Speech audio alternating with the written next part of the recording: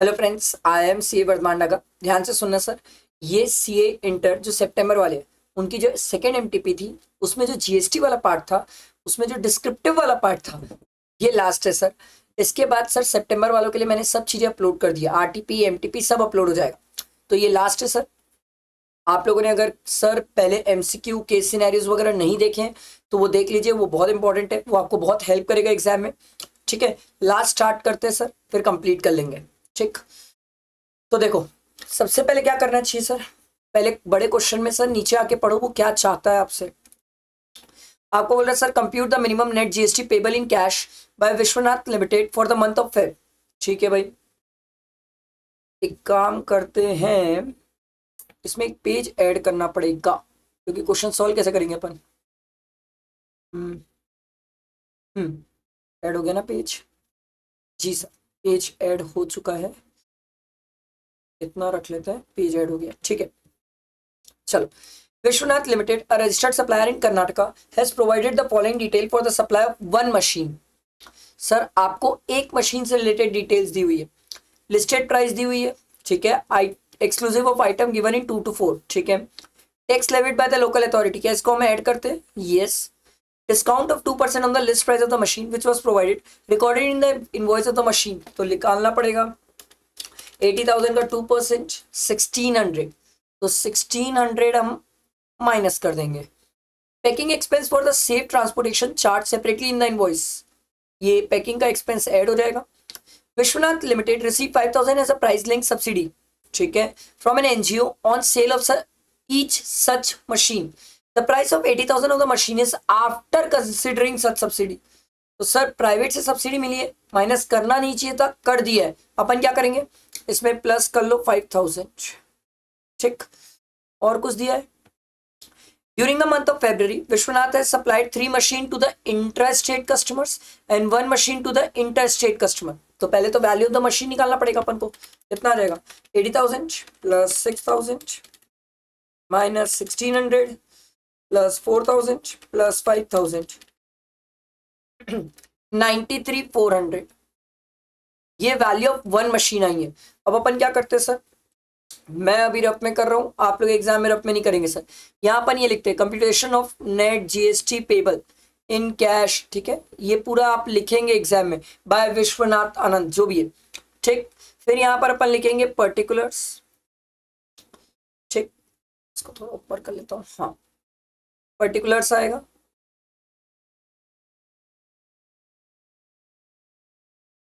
यहाँ वैल्यू, यहाँ सीजीएसटी, यहाँ एसजीएसटी एंड यहाँ आईजीएसटी। ठीक है, इसमें सबसे पहले लिख लो आउटवर्ड डिटेल। आउटवर्ड में इंट्रा, फिर है इंटर। ठीक है, अब देख लेते सर। इसने दिया है कि सर इसने 3 मशीन सप्लाई करी है इंट्रा, तो 3 मशीन है ना, और ये एक है, तो एक की वैल्यू 93,400 है, तो 3 मशीन की कितनी हो जाएगी? 280,200। तीन और एक ही है ना, हाँ ठीक है। और एक मशीन की वैल्यू है सर 93,400। जीएसटी का रेट तो वही होगा सर 9,918, और क्या होगा सर? 9,918 ही है सर। ठीक है, तो इसका 9% ये आ रहा है सर 25,218, 25,218, और 93,400 का 18% 16,812। ठीक, आउटपुट सप्लाई में और कुछ दिया हुआ है? नहीं, ये तो परचेज दिया हुआ है sir. Purchase input interest rate for 1,20,000 exclusive of GST for supplying the above 4 machines during the month. तो ये तो परचेज मतलब क्रेडिट वाली बातें हैं, तो वो तो बाद में देखेंगे सर। तो हमारा आउटपुट का डिटेल तो फाइनल है, यही आ रहा है सर। ऐड कर लेते हैं, तो ये 25,218, 25,218 और 16,812। ठीक है, ये हो गया सर आउटवर्ड का डिटेल।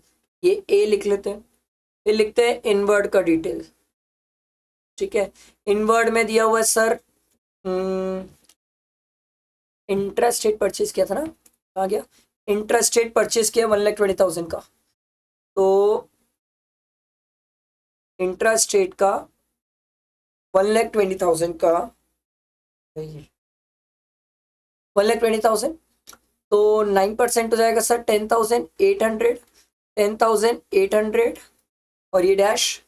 सर ओपनिंग बैलेंस भी तो दिया हुआ है सर आईटीसी का, दिखाओ दिखाओ दिखाओ, ये देखो sir the opening balance for the February month दिया हुआ है 18, 4 और 26, लिख लेते भाई।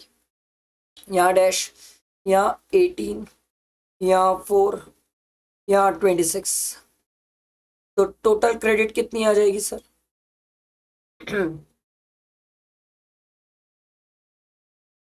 इसको लिख लेते हैं बी, तो ये हो जाएगा सर 28,800, ये होगा ना, हाँ ये 14,800 और ये 26,000, ठीक है।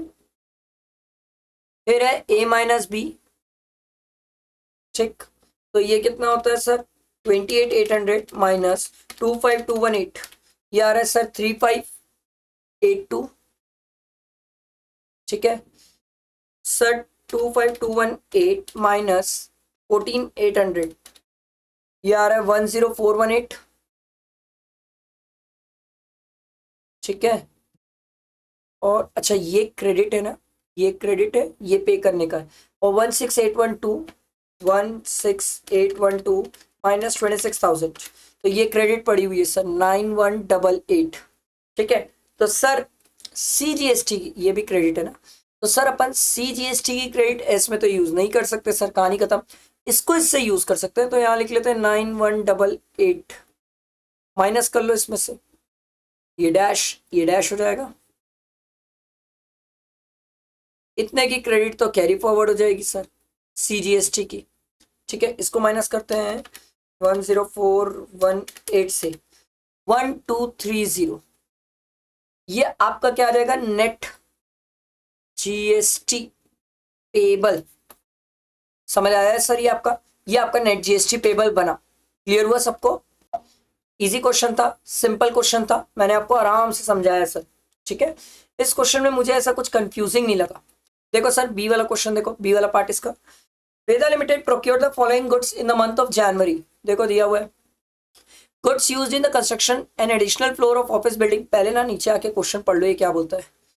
Compute the amount of ITC available with Veda Limited for the month of January by giving the necessary explanation, assuming that all the other necessary condition for availing the ITC has been fulfilled। ठीक है भाई, देखो goods used in the construction of an additional floor of the office building. Sir immovable property के लिए sir section 17(5) में आ जाएगा sir, block के credit मिलती ही नहीं है।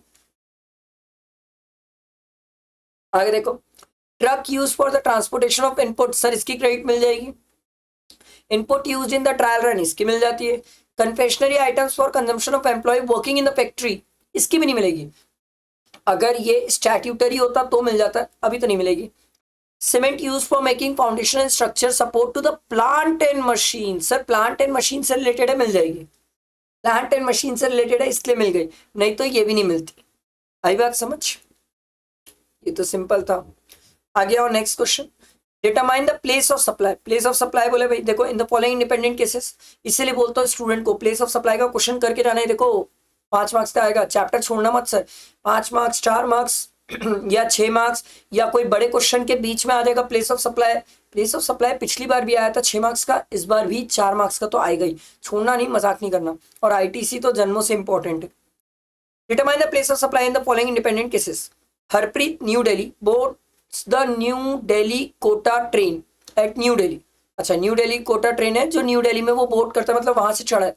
He sell the goods taken on board by him at New Delhi in the train at Jaipur during the journey। तो sir simple सी बात हमने ये सीखी थी सर, जहां पर गुड्स चढ़ाया जा रहा है वो हमारा प्लेस ऑफ सप्लाई हो जाता है सर। ये फर्क नहीं पड़ता गुड्स कहाँ बेच रहे हो आप, गुड्स भले ही जयपुर में बिक रहा है पर ट्रेन में कहाँ गुड्स चढ़ाया जा रहा है सर, दिल्ली में। तो सर प्लेस ऑफ सप्लाई क्या हो जाएगा, दिल्ली। समझ आई बात? अगला देखो, LP refineries Mumbai Maharashtra give a contract to Bansali Limited Ranchi Jharkhand to supply machine which is required to be assembled in a power plant. Sir assembled याद है, असेंबल्ड और इंस्टॉलेशन के केस में जहां पर वो प्लांट मशीन असेंबल किया जा रहा है या इंस्टॉल किया जा रहा है, वो हमारा प्लेस ऑफ सप्लाई होता है। तो to be assembled in a power plant in its refinery located in Kutch, तो प्लेस ऑफ सप्लाई क्या हो जाएगा, कच्छ। फर्क नहीं पड़ता सप्लायर कहाँ है, रेसिपिएंट का है। प्लेस ऑफ सप्लाई क्या हो जाएगा, जहां पर वो प्लांट एंड मशीन इंस्टॉल किया जा रहा है, असेंबल किया जा रहा है, कच्छ प्लेस ऑफ सप्लाई आपका। इस केस में कच्छ और इस केस में न्यू दिल्ली। क्लियर हुआ? आगे बढ़ते देखो। Green Agro Services, a registered person providing the following information relating to its activity during the month of Feb 2024। देखो, services relating to rearing of goats. ओहो सर, रेयरिंग ऑफ हॉर्सेस के अलावा बाकी सब एग्जेम्प्ट है। रेयरिंग ऑफ गोट्स जो है exempt है, हॉर्स होता तो टैक्सेबल होता। अच्छा पॉइंट है सर, एग्जेम्प्ट है, ठीक है। Services by way of artificial insemination of horses है सर, टैक्सेबल है, घोड़ों को अपन नहीं छोड़ते। Processing of sugar cane into jaggery sir, taxable है। Milling of paddy into rice, ये भी टैक्सेबल है। Services by warehousing of agriculture produce sir, agriculture produce exempt, ठीक। अच्छा, एक बहुत सारे स्टूडेंट का डाउट होता है, वो मैं आपको बता देता हूँ। Services by way of warehousing of sugar cane लिखा रहेगा तो प्लीज एग्जेम्प्ट है। बहुत सारे स्टूडेंट पूछते हैं सर शुगर केन तो वैसे भी एग्रीकल्चर प्रोड्यूस है तो वो एग्जेम्प्ट ही होगा ना। बहुत सारे लोगों को इसमें डाउट होता है, इसलिए मैंने क्लियर कर दिया। बहुत सारे लोगों को डाउट होता है। और थर्ड क्वेश्चन देखो, थर्ड क्वेश्चन क्या बोलता है। Sheen Limited, a registered supplier, wishes to transport cargo by road between two cities situated at a distance of 372 km. Okay. Calculate the validity period of the e-way bill under Rule 138(10) of the CGST Rules 2017 for the transport of the said cargo if it's an over-dimensional cargo or otherwise. अच्छा, अगर over dimensional cargo है तो एक दिन में 20 kilometre चलता है, तो 372 डिवाइडेड बाय 20, ये आ रहा है सर 18.6, तो ये इसके लिए हो जाएंगे 19 डेज ओवर डायमेंशनल कार्गो के लिए। और other than over dimensional cargo रहा तो 372 डिवाइडेड बाय 200, क्योंकि वो एक दिन में 200 किलोमीटर चलते हैं, तो ये आ रहा है 1.86, तो उस केस में कितने दिन हो जाएंगे, 2 डेज। सिंपल। उसके बाद अगला देखो, apex cinema, a registered supplier engaged in making supply of services by way of admission to exhibition of cinematography film in the multiplex stream, was issuing consolidated tax invoice for the supplies at the close of the each day in terms of the section 31(3)(b) of the GST Act 2017. Read with fourth proviso to Rule 46 of the CGST Act 2017. During the month of Feb 2024, the department raised objection for this practice and asked to issue separate tax invoice for each ticket. Advise Apex Cinemas for the procedure to be followed in this regard. Sir, अगर आपको याद हो तो अपन ने sir ये cinematography film से related एक बात सीखी थी, और हमने ये सीखा था सर कि इन लोगों को पहली बात तो कंसोलिडेटेड इनवॉइस इशू करना अलाउड ही नहीं है, पहली चीज ये। दूसरा, ये जो मल्टीप्लेक्स स्क्रीन वाले जो टिकट इशू करते हैं सर, उसी को इनवॉइस मान लिया जाता है। तो आपसे क्वेश्चन ये था कि क्या इन्हें सेपरेट टैक्स इनवॉइस इशू करना पड़ेगा, इनकी जो टिकट है वही टैक्स इनवॉइस है, ये मान लिया जाता है। दूसरा, ये कंसोलिडेटेड टैक्स इनवॉइस इशू नहीं कर सकते। ये दो चीज सिंपल है सर जो पूछा है, छोटा सा आंसर है, बट ये 5 मार्क्स लायक लिखने में स्टूडेंट्स की जान निकल जाएगी sir. Who are not eligible to opt for compulsion scheme for goods under GST law? ये तो भाई जन्नत, ऐसे इंस्टीट्यूट क्वेश्चन एग्जाम में भी दे दें। Under the GST law, taxes on taxable services supplied by the central government or the state government to a business entity in India are payable by a recipient of services. State the exception, मतलब कुछ ऐसे exception जो sir reverse charge में fall नहीं करेंगे। तो sir ये सब तो थ्योरी क्वेश्चन है सर, ये होमवर्क है, ये आप कर सकते हैं sir. Who can be registered as a GST practitioner? ये भी थ्योरी क्वेश्चन है, तो थ्योरी क्वेश्चन आप देख लेंगे सर।